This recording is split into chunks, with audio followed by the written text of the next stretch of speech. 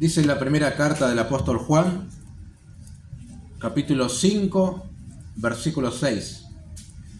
Este es Jesucristo, que vino mediante agua y sangre, no mediante agua solamente, sino mediante agua y sangre. Y el Espíritu es el que da testimonio, porque el Espíritu es la verdad. Porque tres son los que dan testimonio en el cielo, el Padre, el Verbo y el Espíritu Santo. Y estos tres son uno. Y tres son los que dan testimonio en la tierra, el Espíritu, el agua y la sangre. Y estos tres concuerdan. Si recibimos el testimonio de los hombres, mayor es el testimonio de Dios, porque este es el testimonio con que Dios ha testificado acerca de su Hijo. El que cree en el Hijo de Dios tiene el testimonio en sí mismo. El que no cree a Dios le ha hecho mentiroso, porque no ha creído en el testimonio que Dios ha dado acerca de su Hijo. Y este es el testimonio, que Dios nos ha dado vida eterna, y esta vida está en su Hijo. El que tiene al Hijo tiene la vida, el que no tiene al Hijo de Dios no tiene la vida. Oremos. Gracias, oh Dios, una vez más, disfrutando de estar juntos con los hermanos y escucharnos cantar el uno al otro, adorarte a ti a través de los instrumentos, la música, nuestras voces. Qué maravilloso, oh Dios. Eso es una de las cosas que haremos en el cielo, adorar, darte la gloria que solamente tú mereces, Señor. Gracias también porque ahora podemos abrir nuestras Biblias, como cada día del Señor, y desear como siempre que tú nos bendigas a través de ello, nos hables, y orar también particularmente por aquellos que aún no conocen a este precioso Salvador, y ojalá pueda ser hoy ese día al cual tu Espíritu use la Escritura para mostrarles su condición y que puedan ejercer fe también en el Salvador, y así también puedan disfrutar en este mismo momento de la vida eterna. Gracias, Señor, y pedimos tu bendición. En el nombre de Jesús. Amén. Probablemente la mayoría de los que están acá habrán realizado una compra en la plataforma Mercado Libre, ¿no? O por lo menos conocen cómo es el mecanismo. Con mi esposa recordamos a una vecina que teníamos antes que era compradora compulsiva. Y en la pandemia estaba comprando como loca y después llegaban las cuentas y estaba peor todavía. Pero bueno, no podía parar de dejar de comprar, ¿no? Cosas que le pasan a algunas personas. Ahora, la plataforma tiene algo muy útil, y es que te permite ver la opinión, el comentario, el testimonio, el aporte de personas que ya realizaron la compra y ahora están dando su parecer, ¿verdad? Y eso es muy bueno a la hora de comprar, porque la opinión de otro ayuda mucho. También se opina acerca del vendedor, si cumplió con el envío, si pudo resolver algunas dudas o dificultades que se presentaron, ¿verdad? Y digo que ayuda porque te da tranquilidad para comprar o para rechazar. El producto puede ser muy bueno, pero si la reputación del vendedor es mala, y casi como que no la compras porque no estás seguro si te va a llegar aquello que vos estás queriendo comprar, ¿no? Bueno, en materia de fe sucede algo parecido. El testimonio de personas que han abrazado el Evangelio y que sus vidas transformadas acompañan ese testimonio puede convertirse en algo muy eficaz para que otros lleguen al conocimiento de la verdad, como si estuvieras ofreciendo un producto, ¿no? El Señor utiliza el mensaje, la vida del testigo no contradice dicho mensaje, sino que lo acompaña y lo utiliza para llamar al arrepentimiento y la fe al oyente, ¿no? Si el andar de uno es muy malo y pecaminoso, difícilmente el testimonio que dé sea aceptado por el receptor, ¿no? Está contradiciendo con su vida lo que está diciendo con sus palabras. Ahora, en un plano más elevado aún, y entrando a nuestra porción de hoy, Juan ha estado testificando algunas verdades tocante al Señor Jesucristo, ¿verdad? Lo ha hecho durante toda su carta y también en su Evangelio. De hecho, el propósito principal del Evangelio es que la audiencia que lee lo que él escribió pueda llegar a creer en el Señor Jesús, y para que creyendo tengan vida en su nombre, dicen allá por el capítulo 20. Y el propósito de esta carta es que los creyentes tengan seguridad de salvación al creer en el Hijo de Dios. Pero también ha dicho de Jesús que Él es nuestro abogado, si hubiéramos pecado, capítulo 2. El que niega que Jesús sea el Cristo es mentiroso, y el que cree que lo es nacido de Dios, 2:22 y 5:1. Que Él apareció para deshacer las obras del diablo, capítulo 3.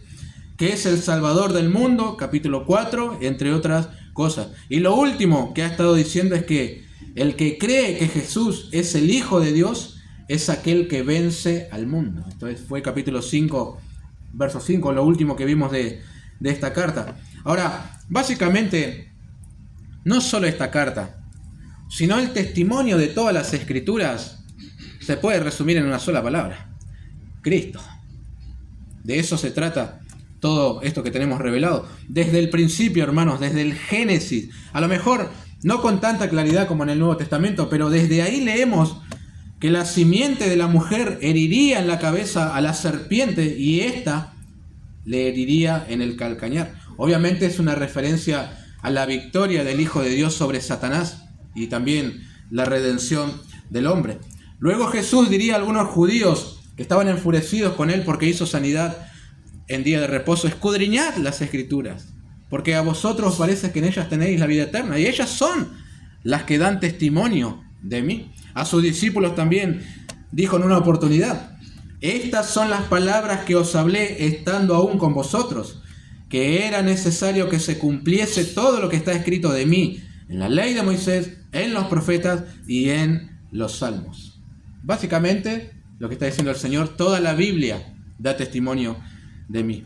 Y si aún no es suficiente con estos testigos escritos y oculares, o si alguien llegara a dudar de la veracidad del testimonio de Juan, en boca de 2 o 3 testigos conste toda palabra, decía la jurisdicción judía. He aquí el apóstol presentará algunos testigos de mucho peso que testifican que Jesucristo es el Hijo de Dios o el Salvador. El propósito del apóstol es continuar animando a los creyentes y contrarrestar la enseñanza de los falsos maestros. Eso veremos con la ayuda del Señor hoy, el testimonio divino sobre el Hijo de Dios. Lo primero a considerar es el testimonio del Espíritu. Versículo 6. Este es Jesucristo, que vino mediante agua y sangre, no mediante agua solamente, sino mediante agua y sangre. Y el Espíritu es el que da testimonio, porque el Espíritu es la verdad. Primeramente, notan ustedes que hay una afirmación acá en cuanto a lo que el Señor requiere, ¿verdad? Mejor dicho, que requiere una explicación. Y es que Él vino mediante agua y sangre.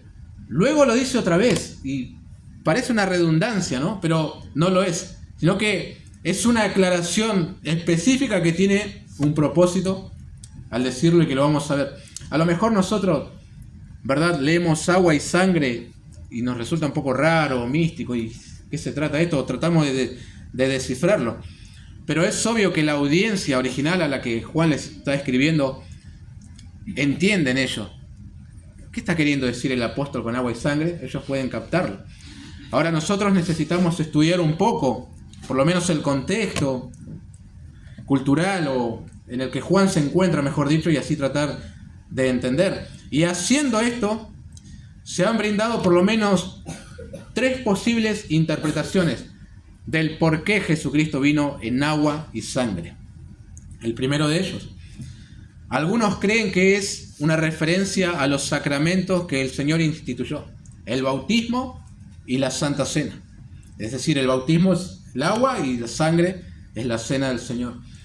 Martín Lutero y Juan Calvino interpretaban el texto de esa manera. Ahora, presenta algunas dudas esa interpretación.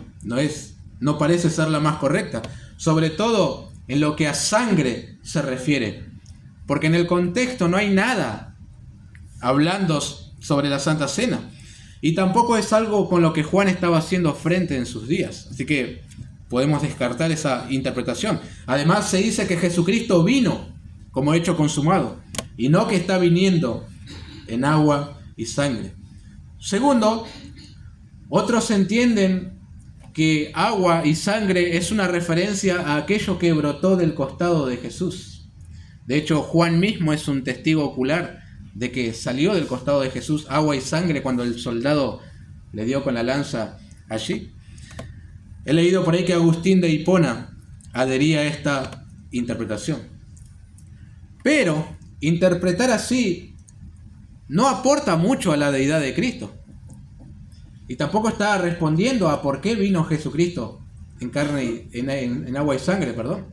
Y de alguna manera también es alegorizar el pasaje. Y los que conocen a Agustín saben que es normal que él alegorice un pasaje que no debería hacerse.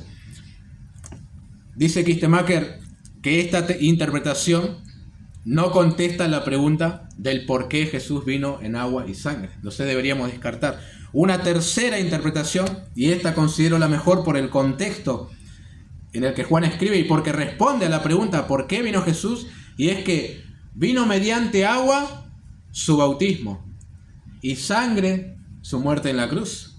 Ese fue el propósito de su venida. Él no vino en gloria y para reinar, sino vino en humillación y para entregar su vida por los pecadores.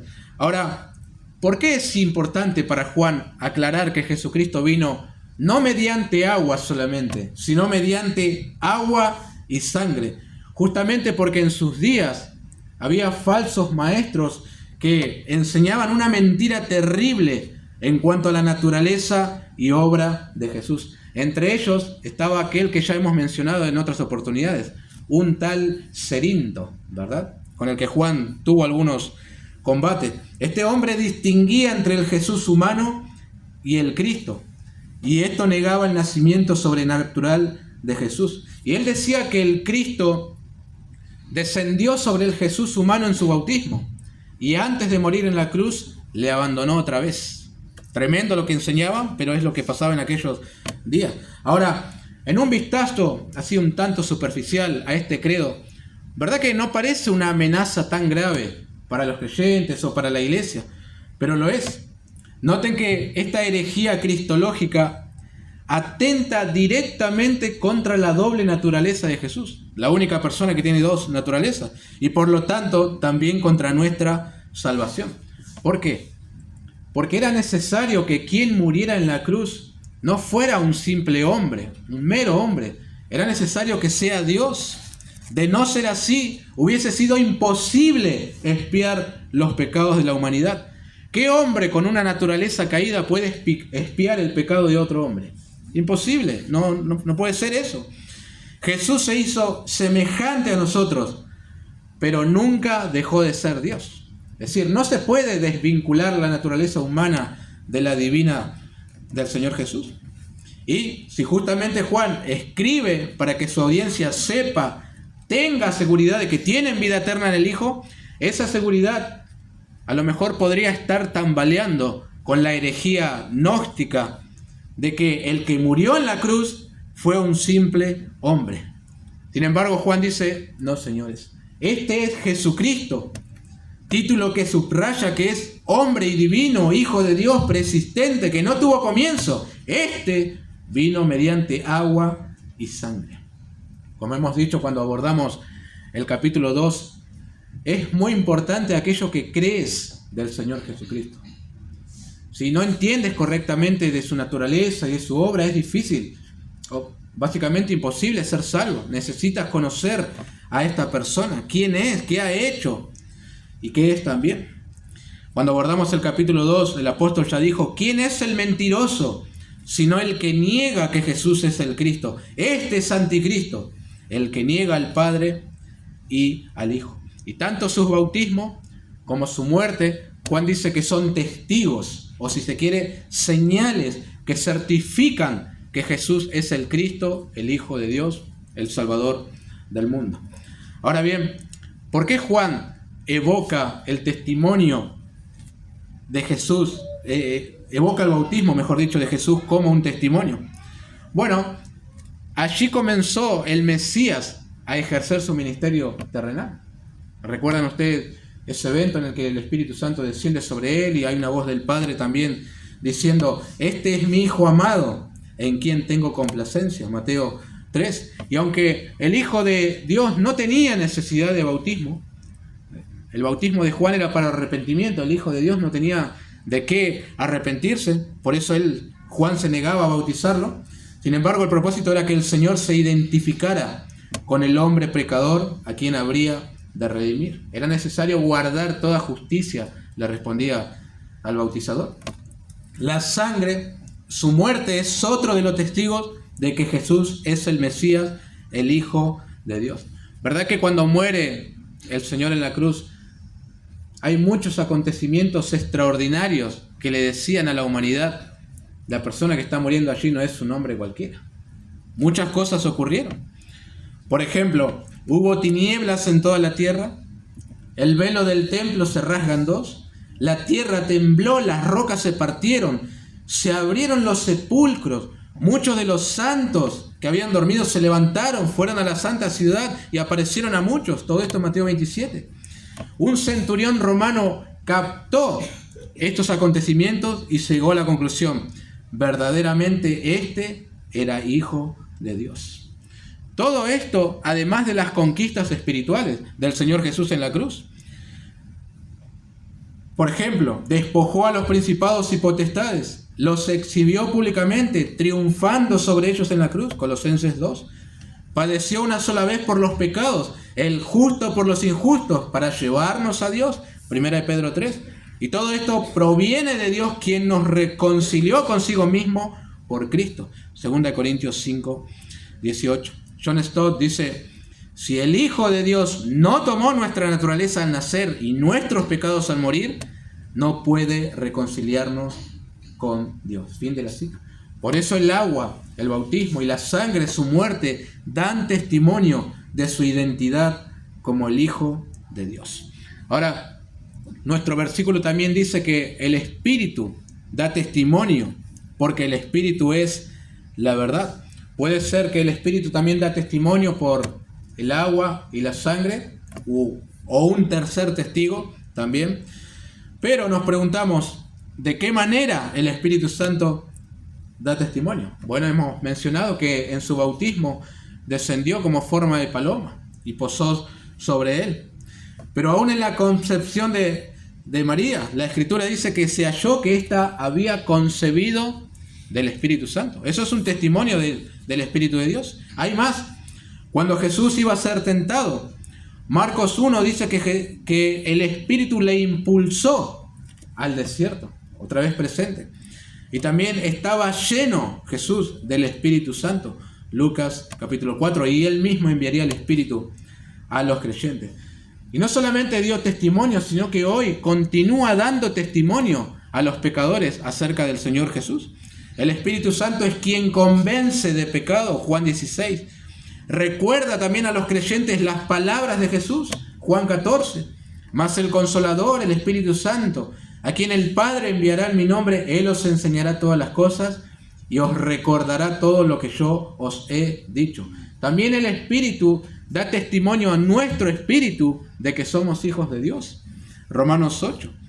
Y este Espíritu es la verdad, porque procede de Dios. Por lo tanto, es un testimonio de mucho peso junto al agua y la sangre. Estos tres concuerdan, finaliza el versículo 8, van juntos. Por lo tanto, no se puede aceptar un testimonio y rechazar el otro. Entiendan que Juan lo dice por un contexto particular, ¿no? Que él está viviendo, batallando contra ciertos falsos maestros con enseñanzas que estaban sacudiendo a lo mejor a la iglesia.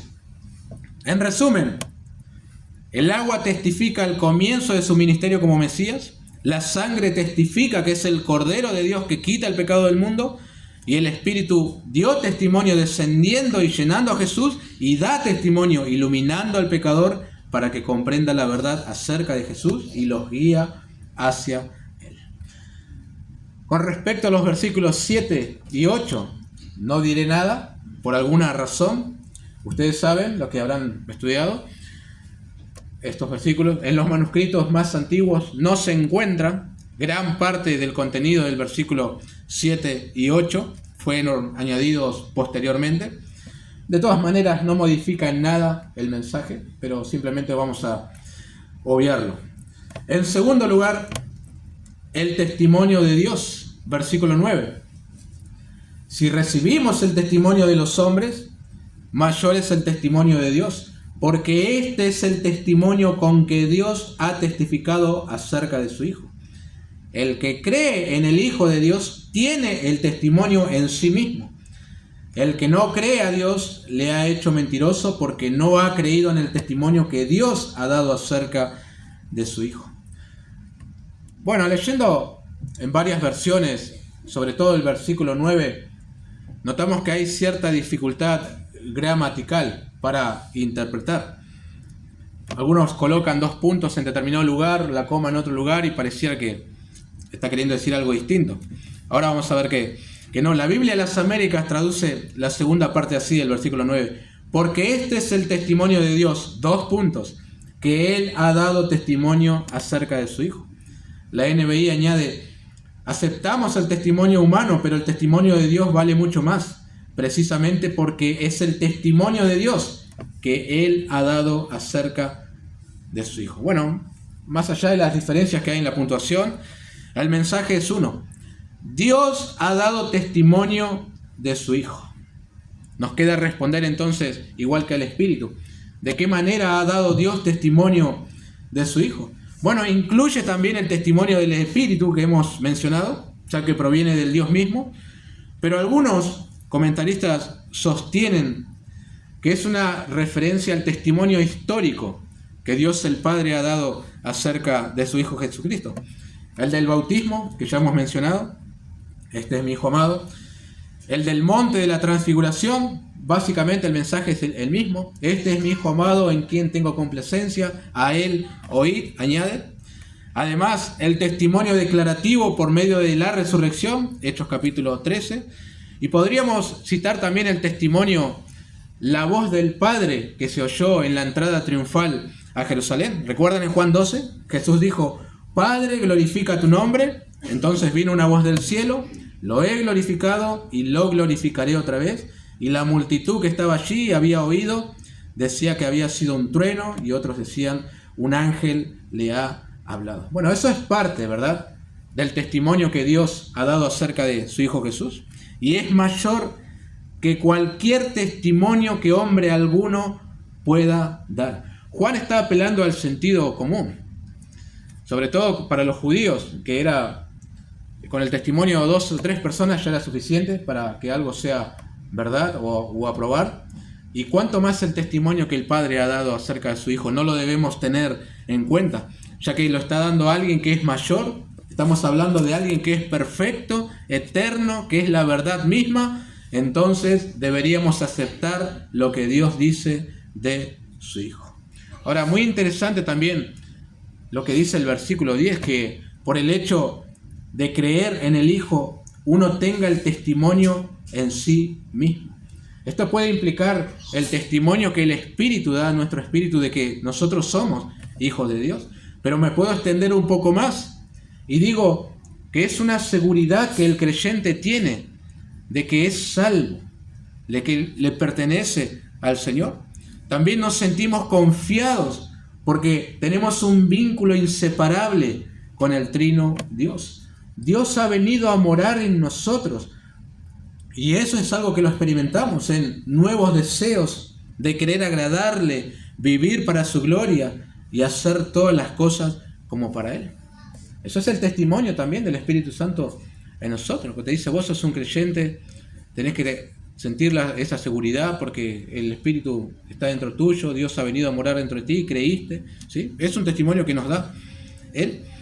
Y nuevamente, hermanos, tenemos a la humanidad dividida en 2, según el verso 10, los que creen en el Hijo y los que no. Los que han aceptado el testimonio que Dios dio de su Hijo y fueron declarados justos por la fe, y los que le rechazan haciéndolo pasar por mentiroso. Es decir, si te rehusás a aceptar el testimonio que Dios ha dado de su Hijo, en otras palabras está diciendo que Dios es un mentiroso. ¿Qué situación más grave esa? Decir que Dios miente en cuanto a lo que ha dicho. Y en uno de esos 2 grupos te encuentras. Y si estás en el grupo de los que hacen a Dios mentiroso por no creer en su testimonio, esa es una condición tremenda que vas a tener que pagar con la condenación eterna. lamentablemente. Porque Dios ha dicho, este es mi Hijo amado, debes oírlo, yo he dado testimonio de él. Y usted responde, fue un buen hombre, un profeta con un mensaje de amor para la humanidad, pero no es Dios, por lo tanto no voy a postrarme ante él, ni le voy a adorar, ni le voy a entregar mi vida. Esa es una blasfemia horrible, queridos hermanos. Tenemos que entender unas cosas. Las condiciones las pone Dios y no nosotros. Nadie puede decir que tiene fe en Dios y a la misma vez rechazar el testimonio acerca de Jesucristo. El paquete completo implica creer en Cristo como Salvador, no como un hombre solamente, no como alguien a quien el Cristo visitó, pero luego abandonó antes de morir, sino creer que es Dios manifestado en carne, uno con el Padre, eterno, creador, sustentador, que es digno de nuestra adoración. No puedes creer en Él a tu manera, sino conforme Dios ha testificado de Él. Si no, estás profesando una falsa fe. Y no debería ser así. Alguien dijo, no es coherente profesar creer en Dios como hacían los opositores de Juan, y sin embargo no creer en lo que Dios ha dicho. Creer en Dios y en su Hijo Jesucristo son dos cosas inseparables. Ese era el peligro que enfrentaba la iglesia en aquel entonces. Estos falsos maestros despojaban al Señor Jesús de su divinidad o aún de su humanidad, hacían una mezcla rara, seguramente estaban confundiendo a los hermanos. En tercer lugar, el propósito del testimonio de Dios, versículo 11. Y este es el testimonio, que Dios nos ha dado vida eterna, y esta vida está en su Hijo.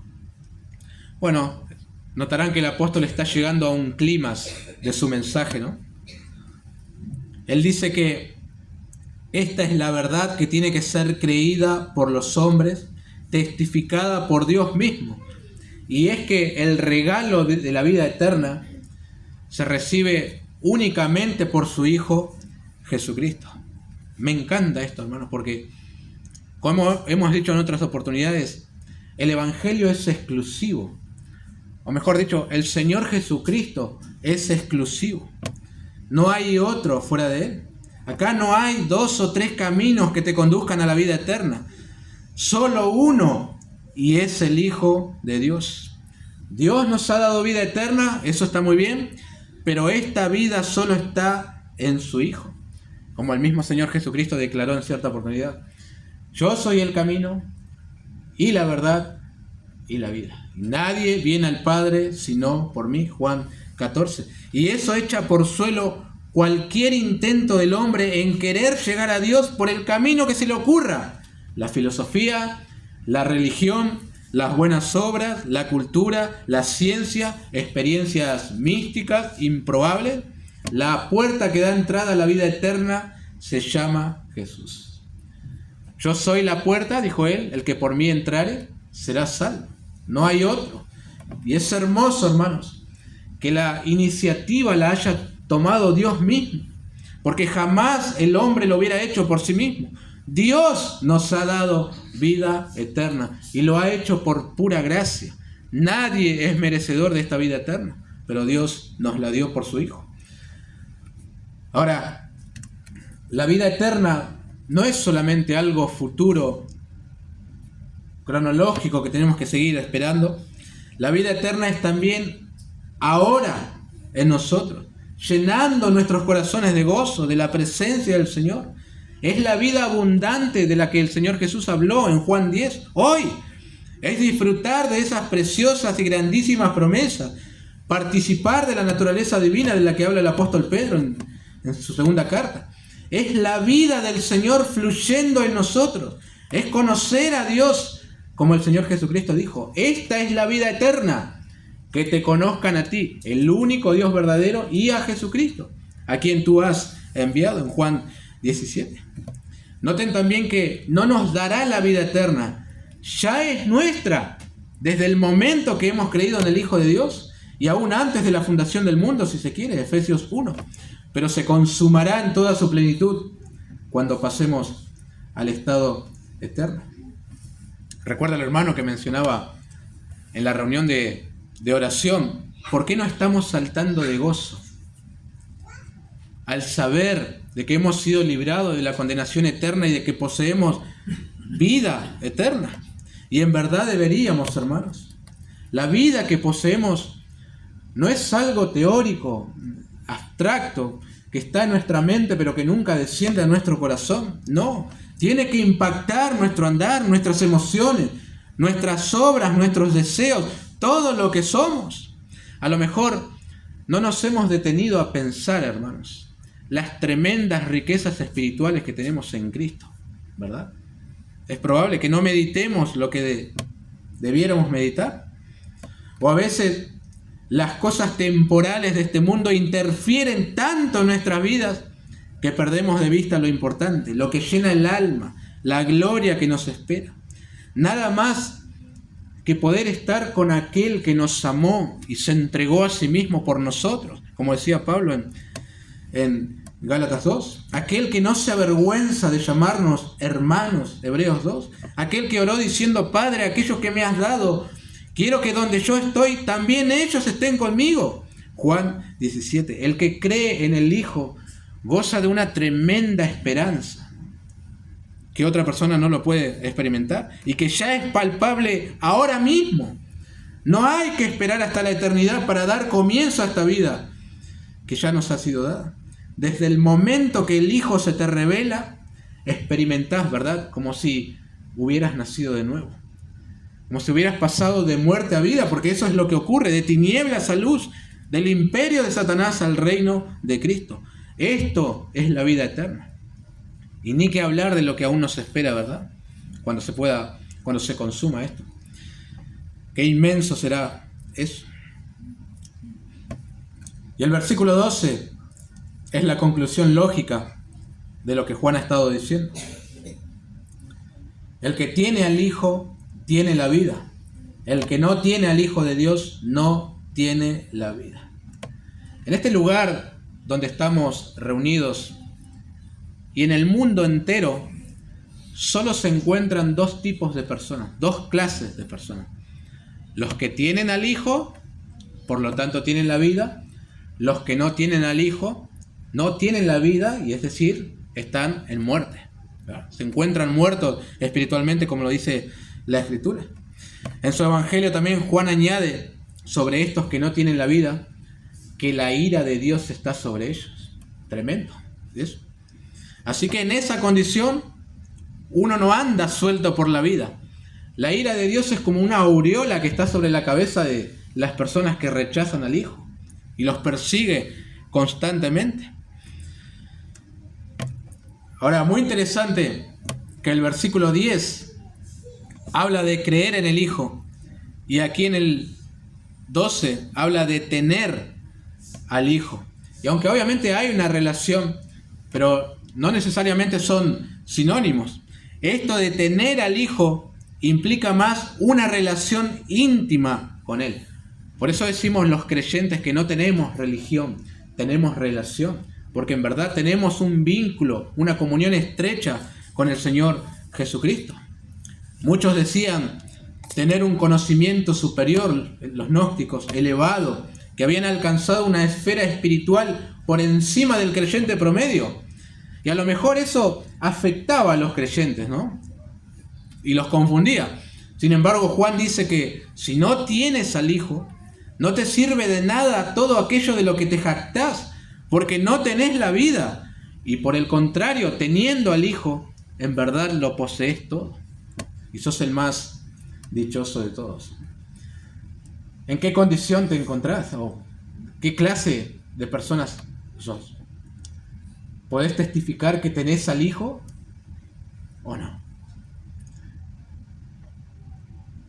Creo que de alguna manera todos podemos decir que sí. Pero eso es algo que se verá, mis queridos hermanos, ¿verdad? Es imposible que alguien pase desapercibido teniendo al Hijo de Dios en su vida. Su vida tiene que fluir por la tuya y por la mía también.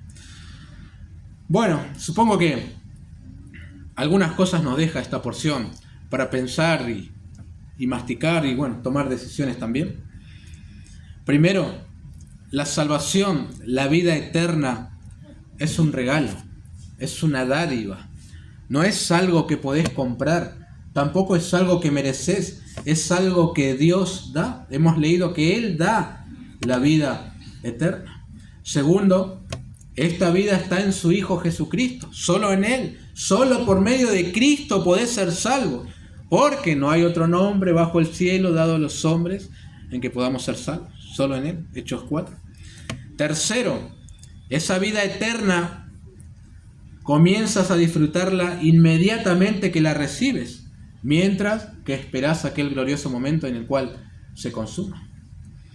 Y cuarto, estoy muy convencido de que si no tienes al Hijo de Dios en tu vida, esa es una triste condición, sí, pero si de alguna manera has podido escuchar esto, es porque la puerta de la salvación aún no te ha sido cerrada. La gracia de Dios sigue fluyendo. Solo tienes que creer en el Hijo, recibirlo por la fe. Él vendrá a ti inundando tu corazón de su presencia. Debes rendir tu vida al Señor Jesús y atender al testimonio que Dios ha dado de su Hijo. Si puedes hacerlo, depositar fe en el Señor Jesús, serás salvo hoy mismo y la vida eterna vendrá a ti y la comenzarás a disfrutar. Eso es lo que Dios ha dado testimonio, ¿sí? Hagamos caso. Oremos, hermanos.